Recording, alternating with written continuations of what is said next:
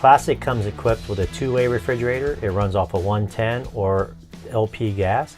So if we turn on the refrigerator with the on-off button, it's going to come on. It's telling me that right now it's 60 degrees inside the refrigerator, and we're on auto.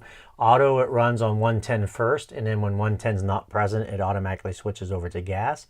Or you can actually make it go to gas on your own by hitting the LP gas button there. Next is your temp sensor. You can adjust the temperature of your refrigerator from 1 to 5, 1 being the warmest and 5 being the coldest.